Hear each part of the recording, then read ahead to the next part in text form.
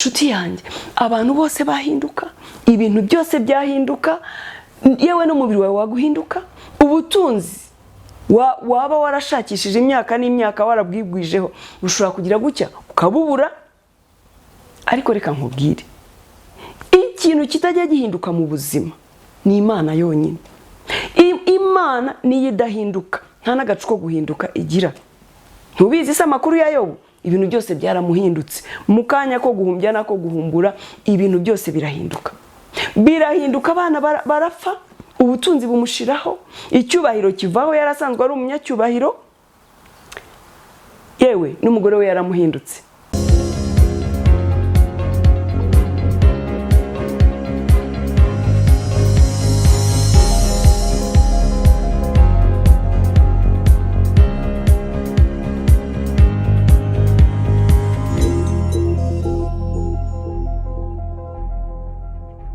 Haleluya.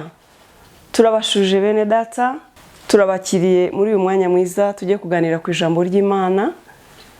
Nshimye Imana ko impaye amahirwe yo kugaruka kuvuga ubutumwa, kuganira namwe, kubabwira ineza y'Imana. Imana ishimwe kandi Imana ibaha umugisha. Ni karibu mu mwanya mwiza wo kuganira ku ijambo ry'Imana. Twese duhabwa umugisha. Reka dutangire dusenga, duhe Uwiteka Imana ikaze. Turagushimiye nyagora ku ngoma Imana ikomeye, Imana yacu nziza, Imana yo kwizerwa no kwiringirwa, Imana ikwiriye icyubahiro no guhimbazwa, tugushyize hejuru. Turakunezerewe muri uyu mwanya mwiza uduhaye kugira ngo tuganire ku ijambo. Ngewe n'abakunzi ba Ihumure TV, Mwami Imana, turakuraritse rero kugira ngo bane natwe, Uwiteka utangirane natwe, uze gusozanya natwe.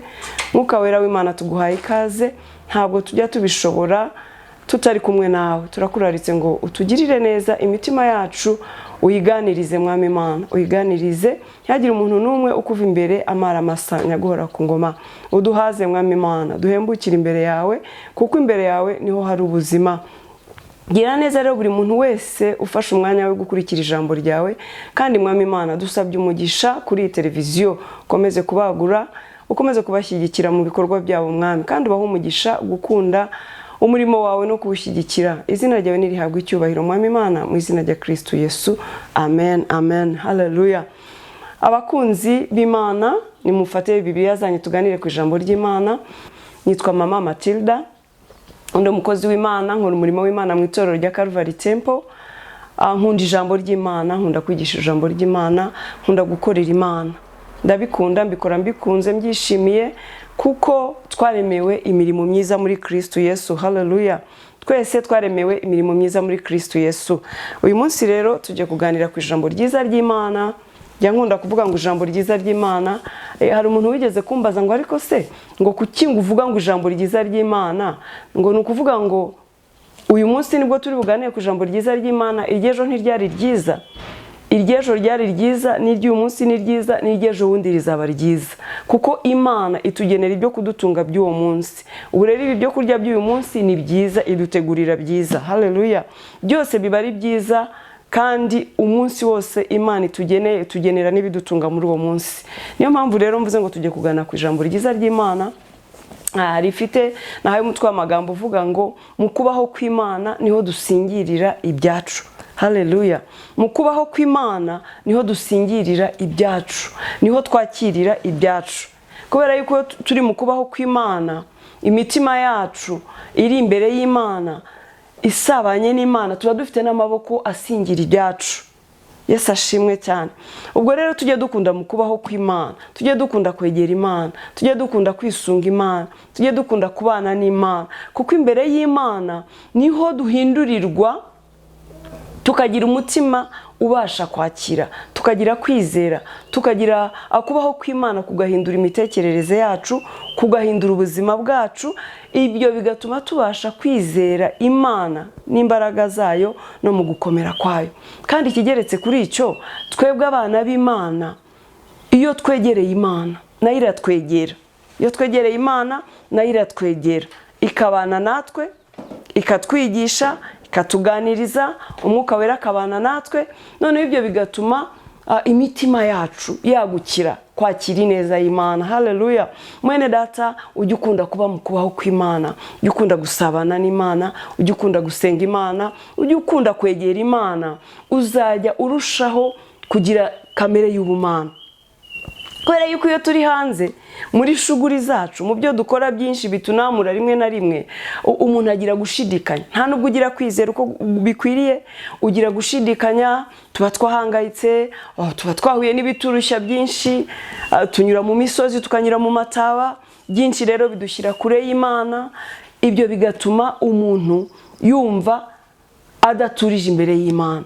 Burya rero iyo udafite kwizera gukwiriye, nta nubwo ushobora kwakira iby'Imana ikubwiye, iby'Imana iguteguriye, iby'Imana igufitiye, kubera yuko uba wuzuye imitekerereze y'isi, imitekerereze y'ibyo wiriwemo, y'ibyo umazemo igihe, cyane ko hari na byinshi biba byatugonze. Rero iyo uciye bugufi ukegera Imana, iguha gutuza, ubwenge bukajya ku gihe. Wa mugani hari imvugo zo hanze aha bajya bavuga ngo ubwenge bwavuye ku gihe, ariko iyo wegereye Imana, ubwenge bwawe buratuza, ibitekerezo byawe bikajya ku gihe, ukumva ubuntu bw'Imana, ukumva urukundo rw'Imana, ukumva kubaho kw'Imana, ukumva ubuzima buhembukiye imbere y'Imana, ukumva urahembutse. Haleluya. Tujye dukunda rero kuba mu kubaho kw'Imana, nibwo tuzajya dusingira ibyacu yavuganye natwe. Amasezerano tuzajya tuyasingira turi mu kubaho kw'Imana. Haleluya. Tujya tuyasingira turi mu kubaho kw'Imana. Naho ubundi hari byinshi biduteragana hirya no hino, hari imiyaga, hari imiraba, hari bikomeye, hari ibyo tuba duhanganye nabyo. Reka tukunde kuba mu kubaho kw'Imana, niho tuzajya tubona ineza y'Imana, niho tuzajya dutabarirwa. Ntabwo mvuze ngo ntukore, simvuze ngo ntidukore, twese tugomba gukora. Ijambo ry'Imana rivuga ngo udakora ntakarye, ariko tujye tugira n'umwete wo gushaka Imana, tujye tugira n'inzara yo gushaka Imana, tujye tugira n'inyota yo kwegera Imana, kugira ngo tubeho ubuzima bunejeje Imana. Iyo tuyegereye nibwo igenda iduhindura bishaka nabishima, hanyuma tukagera ku kigero gikwiriye cyo kuyihamya, tukagera ku kigero gikwiriye cyo kwera imbuto zabihanye zabiringiye Imana. Haleluya. Rero gusoma ijambo ry'Imana hano, abasomyi ba Bibiliya, reka dufate Bibiliya zacu dusome ijambo ry'Imana. Haleluya. Soma ijambo ry'Imana mu gitabo cya Samueli wa mbere ibice 30, ibice byaho 30, guhera ku murongo waho wa mbere. Haravuga ngo Dawidi n'ingabo ze bagera Isikuragi ku munsi wa gatatu, basanga abamareki bateye igihugu cy'Ikusi n'Isikuragi, batsinze Isikuragi bahatwitse, banyaza abagore n'abari bahari bose, abato n'abakuru, ntibagira uwo bica, ahubwo babanyaze barigendera. Dawidi n'ingabo ze bageze mu mudugudu basanga bawutwitse, kandi abagore n'abahungu babo n'abakobwa babo banyazwe. Dawidi n'abo bari kumwe bahera ko batera hejuru, bararira, barahogora, bageze aho batakibasha kurira. Kandi abagore ba Dawidi bombi, Ahinowamu n'umunyezereri na Abigayili wari mukanabari w'i Karumeru, nabo bari banyazwe. Yesu ashimwe cyane. Dawidi n'abagabo bo muri kino gihugu bari bajyanye ku rugamba. Yesu ashimwe cyane. Bagiye ku rugamba, turabizi ko abagabo ari bo bajya ku rugamba.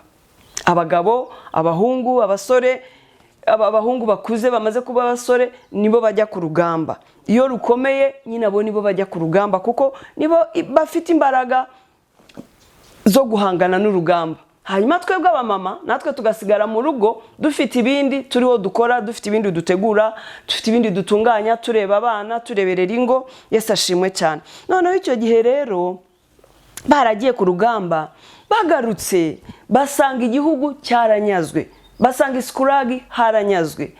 Abagore bose bo muri icyo gihugu n'abana n'abasigaye mu mudugudu bose babajyanye.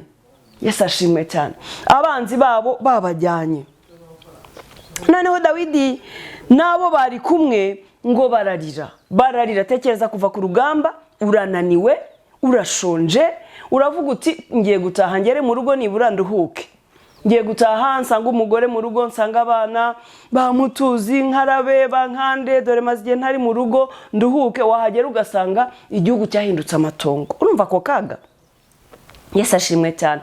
Batungutse mu mudugudu basanga n'amatongo, barahatwitse, nta bantu bahari. Yesu ashimwe cyane. Mana yanjye, icyo bakoze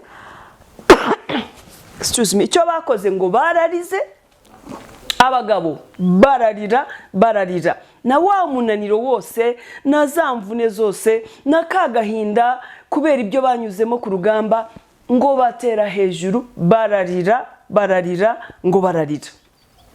Yesu ashimwe cyane. Ngo bararira bageza aho batakibasha kurira. Ababyeyi murabizi, abamama, hariho igihe umwana arira akarira agahogora, akajya asigara, tuvuga niba ari gukimba, niba ari kugira gute, akajya asigara agira ngo atagishobora kurira kubera ko yarize cyane. Noneho tekereza abantu b'abagabo rero, ngo bararize bararira bagera aho batakibasha kurira. Umuntu wese arizwa n'abo mu rugo rwe, arizwa n'ubutunzi bwe banyaze, arizwa n'ibyagiye byose. Haleluya. Ngo bageraho batakibasha kurira. Urumva ko abagabo bari bafite agahinda gakabije. Yesu ashimwe cyane. Umurongo wa 6 ngo Dawidi akurikira iminyago. Dawidi akurikira iminyago ayifatira mu nzira ayigarura. Nuvuga ngo Dawidi arayikurikira ayifatira mu nzira. Nashaka gusobanura kuri umutwe w'amagambo, ariko dusome rino jambo turabyumva. Maze Dawidi arababara cyane kuko abantu bavugaga nk'abenda kumutera amabuye. Abantu bose bari bafite agahinda, umuntu wese ababajwe n'abana be b'abahungu n'abakobwa. Ariko Dawidi yikomereza ku Uwiteka Imana ye. Haleluya. Iri jambo riramfashije cyane. Babagabo baramurakarira, baravuga bati ubundi Dawidi niwe watuyobeje, ubundi niwe watubeshye, watujyanaga hehe. Urabona ko tuje tugasanga ibyacu byose byanyazwe. Ubu ngubu ntabwo waturoshye, uri umuntu wo gukurikira. Twarakwibeshyeho tugira ngo uri umuntu ufite gahunda, tugira ngo uri umuntu uzi ibyo ukora. None Dawidi waratubeshye, dusanze ibyacu byose byanyazwe, dusanze imiryango yacu yanyazwe, amatungo yacu, ubutunzi bwacu bwanyazwe, igihugu gihindutse umwira, igihugu kiratwitswe, mbega ahantu hahindutse amatongo kubera wowe. Urabyumva? Bajyanye nawe, bafite umugambi umwe, babyumvikanye, baraje basanze umudugudu watwitswe, banyazwe, barangije baramuhinduka. Hariho abantu bameze gutyo mu buzima.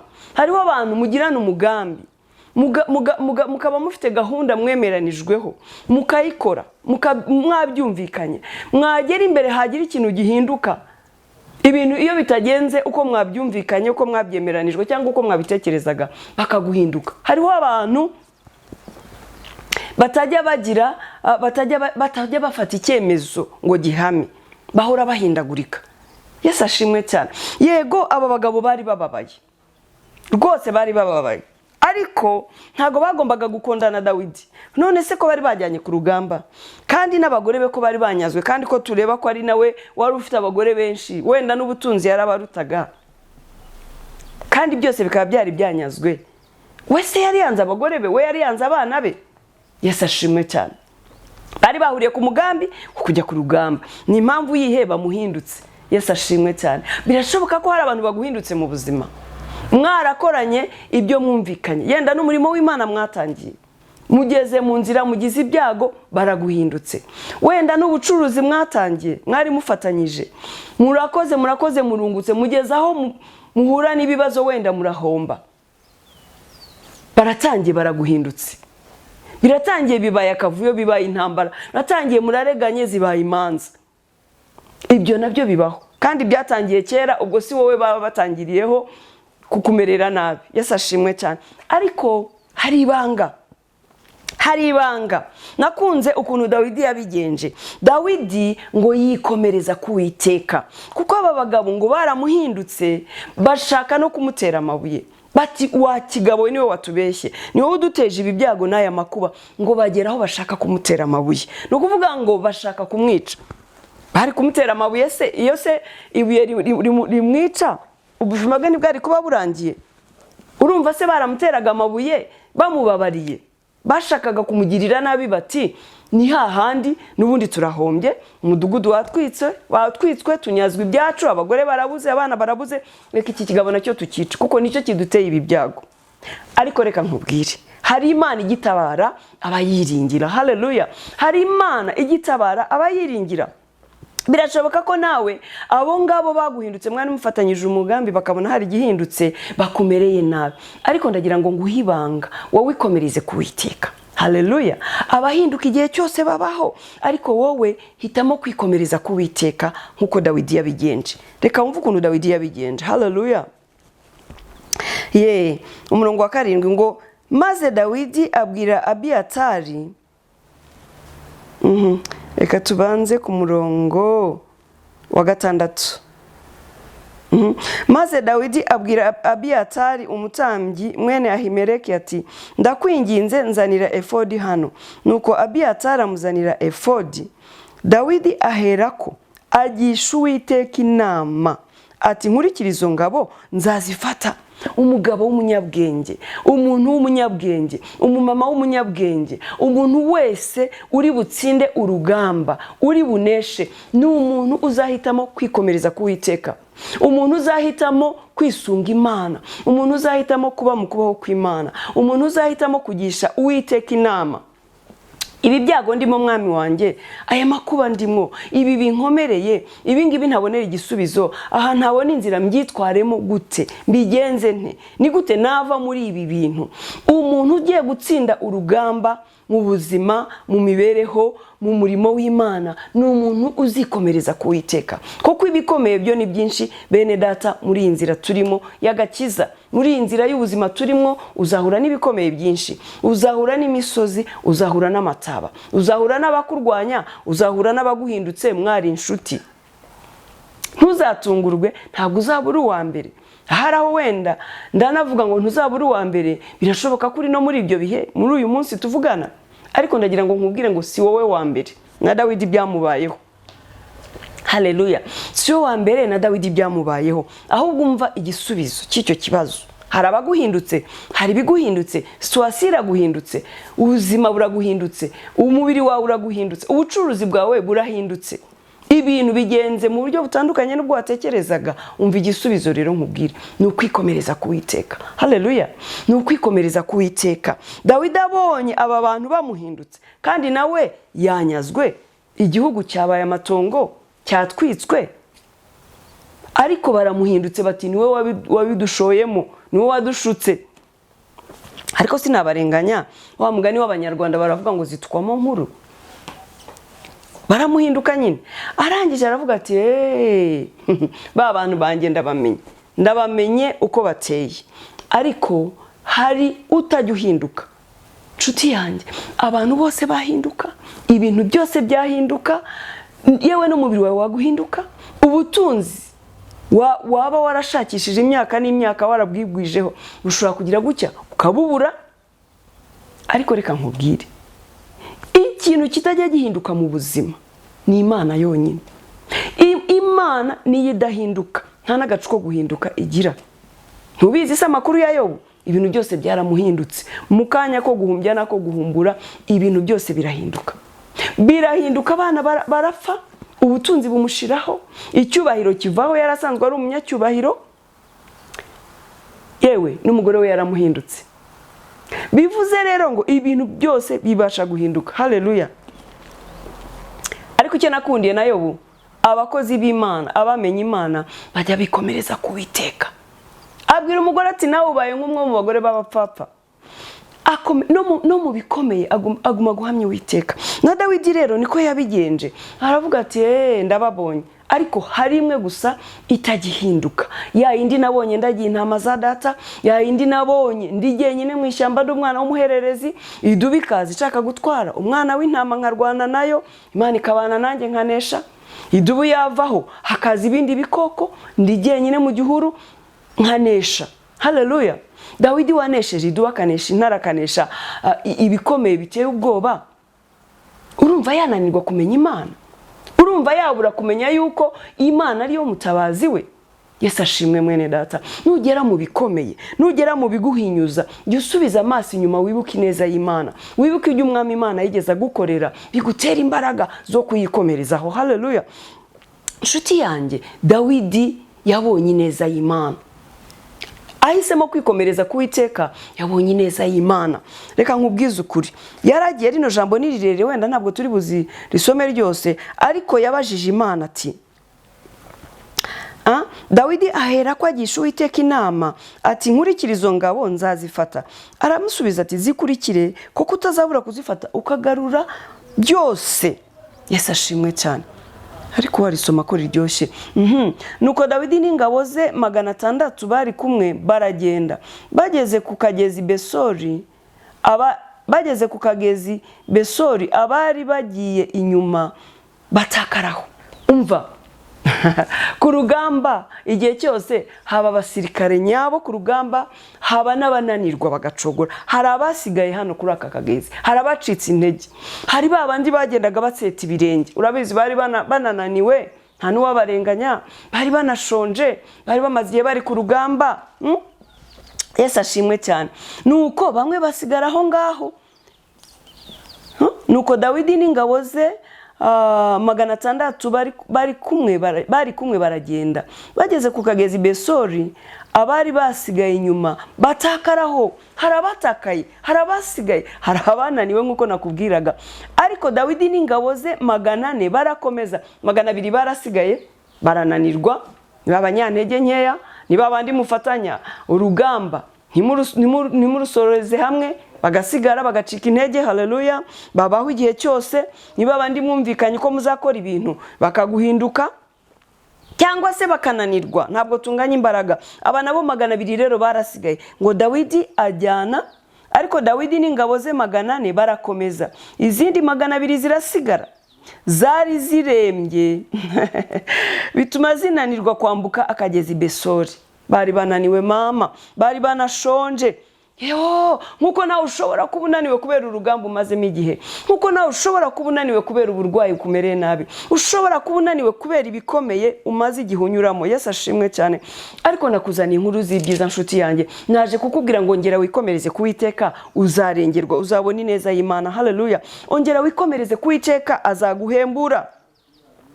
Yesu ashimwe cyane. Dawidi akomezanya n'aba ngaba rero. Hanyuma basanga umunyegiputa ku gasozi, bamuzanira Dawidi, bamuha umutsima ararya, bamuha n'amazi yo kunywa, kandi bamuha n'igice cy'umubumbe w'imbuto z'umutini n'amaseri 2 y'inzabibu zumye.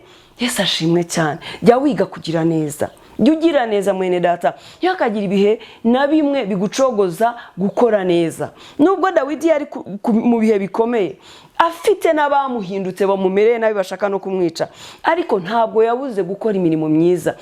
Ntugasubike gukora neza. Imirimo myiza reka ikubere imyambaro, reka ikubere ibikuranga, reka ikubere ibyirato. Nshuti yanjye, wirizwa n'ibyo watakaje, wirizwa n'ibyo wabuze, wirizwa n'ibyo wanyazwe, wirizwa n'ibyo Satani yakuriganyije. Reka nkubwire ibanga rimwe, ikomereze kuwiteka, Imana izagushumbusha. Nakubwiye ngitangira ngo mu kubaho kw'Imana niho dusingirira ibyacu, mu kubaho kw'Imana niho duhabwa ibyacu twabuze, niho Imana idushumbishiriza, niho tubonera amaboko yo kwakira. Iyo Dawidi ataza kugira kwikomereza kuwiteka, iyo ataza kugisha Uwiteka inama, ntago yari kumenya inzira anyuramo ngo agaruze ibye. Ariko yagize gutuza muri we. Nubwo urugamba rutari rumworoheye, wabyumvise, bashakaga kumwica abo bajyanye ku rugamba, ariko agira gutuza muri we, yikomereza kuwiteka, ahitamo igikwiriye. No muri urwo rugamba, no muri izo ntambara, no muri ibyo bigukomere, jya utuza, uturize imbere y'Uwiteka, umugisha inama, nibwo uzajya ufata umwanzuro muzima. Turagushimiye Mana yacu nkuru, Mana nziza, Mana y'icyubahiro n'urukundo rwinshi. Urakoze kubwira ijambo ryiza Mana, ridukangurira cyane kongera kukwisunga no kushaka mu maso hawe, kuko tubonye neza ko imbere yawe ariho dusingira ibyacu twabuze. Mwami Imana, abakunzi bawe bagukunda, bakurikira iri jambo ry'Imana, bakurikira televiziyo, birashoboka ko hari abari mu bintu bikomeye, banyura mu nzira zitaboroheye, banyazwe ibyabo, bahagurukiwe bari bafitanye imigambi n'abantu bakoze umurimo w'Imana cyangwa ubucuruzi ntibyagenda neza, abo bakoranaga barabahinduka, yenda nabo bariho baraterwa amabuye. Mana ndagusaba kugira ngo barengere kandi ubagire inama, wongere ubakuruzi neza, ubarwanirire ko kuri Imana ifite kugira neza kwinshi. Rengera abo bose barengana, umuriza abahungabanye mwami, tabara bagutabaza, ineza yawe n'imbabazi zawe bibane nabo bose. Ntihagire umuntu n'umwe uzakurikirira ijambo ngo asigare uko yarameze. Uri Imana isubiza intege mu bugingo kandi uri Imana itabura guseruka. Urakoze rero bose bagirire neza, rambura ikiganza cyawe mwami Imana ubarengere. Mana ndagushimiye, urakoze kumvise gusenga, urakoze kwabanye natwe, mukawera w'Imana nuhabwe icyubahiro ko waduhaye kumva no kumenya no gusobanukirwa ijambo ry'Imana. Cyubahiro no guhimbazwa nibyo mwami Imana, mu izina rya Kristo Yesu, amen. Shalom shalom bene data.